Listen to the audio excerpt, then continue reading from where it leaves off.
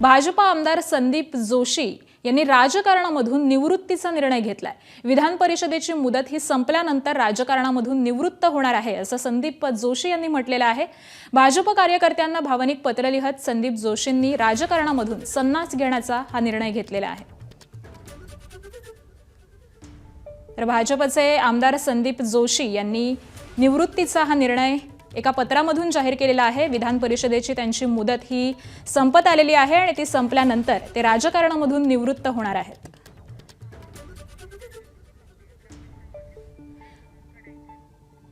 तर संदीप जोशींनी आपल्या पत्रामध्ये नेमकं काय म्हटलेलं आहे तेही आपण ग्राफिक्सच्या माध्यमातून जाणून घेऊयात। सत्तेसाठी सुरू असलेले पक्षांतर, संधी साधूपणा, वाढलेल्या स्पर्धेमुळे मतदारांसह निष्ठावान कार्यकर्ते अस्वस्थ, मर्यादित जागा आणि वाढलेल्या अपेक्षांमुळे कुणीच थांबायला तयार नाही ही वस्तुस्थिती। हे चित्र पाहता आता आपणच थांबावे असा विचार मनात पक्का होत गेला। मी आमदारकी मागणार नाही किंवा पक्षानं दिली तरी नम्रपणे त्यास नकार देईल। एखाद्या सामान्य तरुण कार्यकर्त्याला अथवा पक्ष निर्णय घेईल त्या व्यक्तीला ती द्यावी असं भावनिक पत्र हे संदीप जोशी यांनी लिहिलेलं आहे।